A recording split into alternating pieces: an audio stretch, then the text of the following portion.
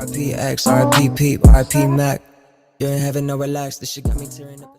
What's good, y'all? I'm Jared. About to check out this clip from Wrestling Premiere. This is the iconic Halloween episode of Smackdown from October 31st, 2002. This particular episode is one of the classic moments of Smackdown history.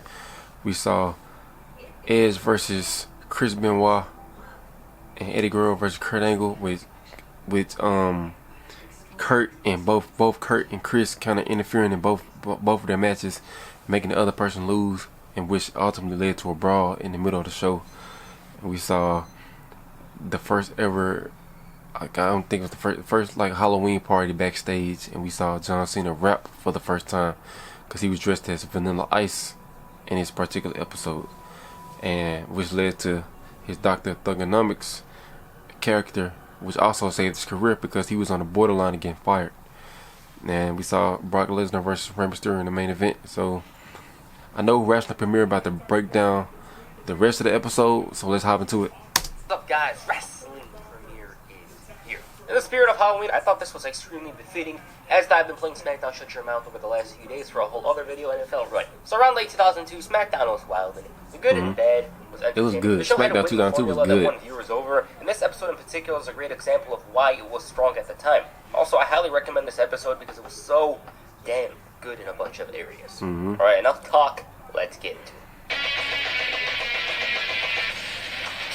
Kicking off the show, the SmackDown roster was shown having fun during a Halloween party. Eddie Guerrero was feeling pretty damn good, not only because of Halloween, but because of his match with Kurt Angle. This only played a $2 version of InSync's Bye Bye Bye, and Stephanie listed the card. It was revealed that Rey Mysterio for the first time ever faces Brock Lesnar, and that's just impressive. SmackDown intro plays, Pyro goes out, and the fans are hyped. So am I. The show emanated from Grand Rapids, Michigan, and the rating for the show was a 3.3, which was lower than the 3.7 in the previous week. Okay, the first match was between Edge and Chris Benoit. For context, Edge and Benoit were a part of the so-called Smackdown 6, Great and all chemistry. those men were pretty damn familiar with each other and made for some pretty compelling matches. The chemistry between those 6 men was something special. Chris Benoit had recently captured the tag team championships along with Kurt Angle. Despite the tension, That No Mercy match was so the bell good. rings. Edge and Benoit quickly trade holds. Nobody took control from this yet. Edge was focusing on the arm, whereas Benoit was quickly going after the neck. Chris's intensity helped him in this situation and allowed him to go for the headlock. Knocked down, Edge stops him dead in his tracks. He goes for a gut buster of sorts, trying to work in the midsection, but Benoit had an answer in the form of a knife-edge chop. Still, this didn't stop Edge at all. He was showing aggression and was actually accomplishing something. Suddenly, the commentary revealed that Steiner signed with WWE, and that's another story. In the ring, Edge was always hitting something related to the midsection, but Benoit caught him in a huge way, drop-kicking his shoulder. Thus, Edge was now on defense. Benoit was doing the same thing that Edge was doing to him. He's fully focused on one body limb. The tag champion locked him in an armbar, and the fans rallied the challenger on. He kind of broke free, but it was back to square one. He sent Edge into the corner before connecting with a back suplex, and he was bleeding from the nose at this point. Benoit was looking real comfortable. Edge failed to find a proper answer at this point, and it didn't help that the pace was slow. It was going very well for his opponent, and off the turnbuckle, Edge hits an elbow, but Benoit didn't go down. He climbed up top and paid the price. After the commercial break, it seemed like the tide switched, and judging by the sound of the crowd, a lot was missed. Edge failed a missile dropkick and was locked in the Great crossface. match. He reached the Great rope and chemistry afterwards between the Benoit two hit of a them. hat-trick of Germans before going up top. His headbutt was unsuccessful, and the ref begins the count. Both men began trading chops leading to the Edge-O-Matic, but once again, Chris kicked out. Benoit was failing to do much here. Edge was just much more elusive. He's hitting a flapjack, and it was time for the spear. Benoit, though, had a scouted, then it's crossface time. Edge tried rolling through, but the pressure was on, and suddenly Kurt Angle, of all people, pulled his partner away, and Edge made things that much worse. He then follows up with an aerial move, but Benoit ducked, and they re-entered the ring, and from out of nowhere, Edge speared Benoit. 1, 2, good match. No wonder why SmackDown was awesome at the time. You had these men go out there and just do some extraordinary things. And to think this happened every week at the time, wow. Angle was enjoying what he saw, but this will clearly come back to bite him That later. storyline, Yes, as I said, that whole very little good tag opener. team thing These that they men were had in was form so at the time. good. They're having great matches with just about anybody, and this is proof of that. This is proof, they put on a good opener. Meanwhile, in the back, John Cena did his first ever televised rap. Yes. Tajiri accidentally bumped into Mae Young, and Al Wilson was out there with Dawn Marie, which got the commentary laughing their asses off. After the commercial break, Benoit began looking for Angle. He was shouting all over the place, and it turns out that Kurt was right in front of him. In other places, Brock Lesnar was his usual stuff for Halloween. He met up with Paul Heyman, and this man was clearly hating. He didn't want to see his client face Big Show and was somewhat rude about it. He's like, oh, that's why people like me make decisions for people like you. Something along the lines of that. The next match was between Big Show and Rikishi. Around this time period, Big Show is Mr. Enhancement Talent. The push that Big Show got in his early years is nowhere to be found, and all of a sudden he started wearing jeans and a black shirt, Yep. and he started winning matches. The entire change basically turned Big Show from a 76 overall to As soon as he went to 88 Smackdown. overall. And with that said, Rikishi was eager to fight, but Big Show fooled him, and from here it was a very one-sided affair. And the funniest part is when Taz called Rikishi a main event level talent. In what world or place? Velocity? But anyways, Big Show whooped his ass from pillar to post and then culminated with a choke slam for the 1-2-3. I can't really rate this one. It was a way of rebuilding Big Show's reputation, and it worked. After the match, he told Brock Lesnar that this is just a taste of what to expect at Survivor Series and challenged him to a fight. He even called him a little man, and right when he heard this, Brock felt challenged. Heyman begged him to listen, and after the commercial break, Big Show's like, I got all night long. In the meantime, footage was shown of The Undertaker getting thrown off the stage, and Big Show also added that, unlike Brock, he took out The Undertaker. He even called Brock a child, saying he thinks that he can do anything he wants, and basically Big Show expected Brock to follow his path. You know, he's gonna fall sooner or later, similar to him a few years ago. Hell, Big Show mentioned how Brock's own guy, Paul Heyman, knows that he can beat up Big Show. All of a sudden, here comes the pain. The WWE Champion stood his ground, took the mic away, and informed Big Show that he agrees that he's a giant. Then he called him a giant pizza. He took back the mic and walked away before saying that he's been advised not to beat Lesnar's ass until Survivor Series. Confusion was in the air, the commentary didn't understand what he was saying, and he threatened Brock for tonight before leaving.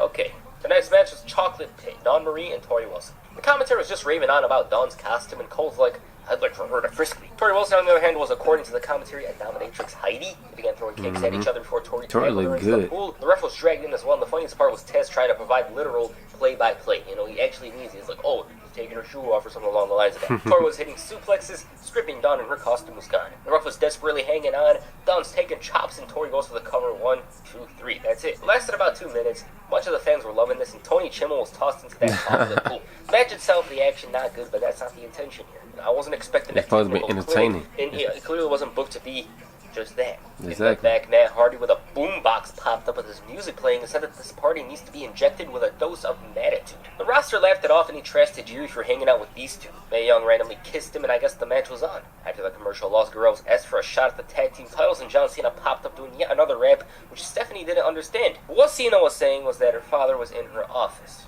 This revelation was treated like a huge deal. He wasn't out there for Halloween, according to the commentary. The next match was between Matt Hardy and Tajiri. Mr. I Can Slap a Tornado was somewhat revitalized, and for the first time was actually doing better than his brother. Tajiri was around the cruiserweight scene, he's not doing much here, although he would actually do something a few months later. Bell rings and Hardy catches Tajiri with an arm drag. Collar and elbow, side headlock, and he's got a wrist lock. Tajiri figures it out and sends him flying. Matt tries stealing it quickly but failed, and his ego got the best of him, and his face met with Tajiri's foot. Ooh. Acai moonsault, and in the ring, Matt Tajiri hits him had with them a side stiff effect. ass But it kicks. wasn't enough for the win. So he continues applying pressure. Minus a little chop from Tajiri, Hardy was in control. He dropped him on the ropes before hitting a slam of swords. The fans tried rallying him on, but even then Matt had a tight grip. He goes up top and Tajiri avoids the leg drop. Ref starts counting. They trade strikes, and Tajiri from out of nowhere caught him with a drop kick and then a lethal kick. Hardy was struggling bad around here, and he was almost caught with the tarantula, but it wasn't to be. Hardy starts getting frustrated, and there it is. Tarantula. The kick wasn't to be, though, when Hardy hits the low blow before Twist of that's the fate. Twist of fate. Not a bad match at all. Tajiri's offense looked so damn dangerous, he looked good as well out there, and I was pretty into the match. He was treated like a threat here as Hardy had to cheat to win, so that's cool to see. Backstage, Stephanie meets up with her follower, apparently, and he reveals that Scott Steiner is joining Raw. She questioned him, and finally Eric Bischoff reveals himself before swooping in for a kiss. Stephanie was battling up, she started enjoying it. Fans go crazy, and those two just awkwardly stared at each other. That is definitely one of the most memorable moments in Smackdown history, as well as Eric Bischoff's career. This came from out of nowhere. Crazy. What's odd about this to me is the fact that Vince was standing right next to them directing the segment. What's up with that? The story, despite being pretty huge, was never followed up on, which I find odd. It was a big story, and they actually should have made something out of it, right? The next match was between Kurt Angle and Eddie Guerrero. Similar to Edge and Benoit, these two are feuding as Another well. great chemistry Both men quickly went after between each the other two with of them in the takedowns. match. Angle, though, easily dominated Eddie to send him running. Latina, he was somewhat frustrated by this, and Eddie had to switch it up by actually fighting. Even then, Angle had loads of intensity. One mistake, though, and Eddie's got it. He kicks up the tempo and refuses to allow Angle a moment. Fans tried railing Kurt Angle on, but he failed to make a comeback, and Eddie's trying to wear him down, but the Olympic hero battled out and hit a power slam. Ugh. Even then, Eddie knew what's up and drop-kicked the leg. He connects with a suplex off the apron, and this gives him a 2 count. That's a work. Angle never got to figure it out. He was locked in this triangle choke, and after a while, caught Guerrero with the ankle lock. That never amounted to much, and Eddie realized that he shouldn't allow Angle any breathing room. Off the turnbuckle, and it's German time. Just not for Kurt Angle. Ugh. Once both men recovered, they engaged in the slugfest won by Angle, and it's comeback time. Latino he was feeling it here. Angle was all fired up and was persistent on the attack, and at one point Eddie had seemed to catch him, but Angle pulled out and hit a hat trick of Germans. He pulls the straps down, and Eddie quickly counters a slam before walking into a clothesline. At one point he bounced back with a cool tornado DDT, but it wasn't enough for the three. From here, Eddie locked in the lasso from El Paso, but Kurt countered into the ankle lock. Nonetheless, he reached the rope, and this is when Eddie cheated. He low-blowed Angle and hit a suplex and was looking for the frog splash. Angle, though, shoved the referee into the rope, and all of a sudden, Chavo made a run in before Benoit blasted Angle with the title. Eddie hits the frog splash. 1, 2, 3. Good match. Watching here, you can notice that these two were at another level. This obviously isn't a favor because they didn't seem to go all out, and there were much better matches in the future. Yeah, for a TV match, it was very 2 years later. You can notice that's just another day for these two. Like, it wasn't even close to one of their best TV matches of the year. Like, I could list a couple of matches that they had that were better than this one. Afterwards, Benoit decided to whack everybody in sight, including Eddie and Chavo, who thought that he was on their side. After the commercial, Kurt Angle crashed the party. There's one thing about this when all of a sudden he whooped Shannon Moore's Their brawl ass was for crazy Benoit. right there backstage that they had. From out of nowhere, Benoit struck. The tag team champions were brawling. They traded submission holds, and this culminated with Angle slamming Chris through a table at the same time. Chris hit him with a bottle. No wonder why this episode was fun. And the main event, Rey Mysterio faces Brock Lesnar. Rey back in 2002 was something else. Immediately after signing with WWE, he took the company by storm. It was a sensational addition to the Smackdown brand and just a joy to watch. Brock Lesnar, you know what's up. He was the youngest WWE champion, was a specimen, a beast, a freak of nature, and was doing extremely well at this point. With that said, Rey realized what's up and started making him go crazy. His speed was helping a lot, but once he was caught, it seemed like he was done. But Mysterio was so damn intelligent, the crowd was all for him. Now Lesnar caught him, this time for real, and ran him into the post. The pace was slow at this point. Brock was lifting him up like nothing, and Rey was screaming. Brock dropped him right onto the mat, tossed him around like a baby, but he got ahead of himself, and Rey hit the 619 before targeting the knee. Man started believing, but Big Show from out of nowhere catches him and threw him into the crowd like a toy. The man just didn't have to do Rey like that. Upon seeing this, Brock went on the attack, but failed, and Big Show slammed him through the tables and Smackdown on top. Crazy stuff once more. So that's a Halloween episode. The main event itself, it didn't really last long, but it was very fun to watch. Like, you're watching Rey Mysterio trying to best Brock. He didn't even look bad out there at all. Matter of fact, they showed that he actually had a chance near the end. It was Big Show who caused the interference, so that's cool to see. Overall, it was just a fun all-around show. Some great matches going on, you know. You had Edge and Benoit, you had Kurt Angle and Eddie going at it. Fun backstage stuff. You see Cena Rap.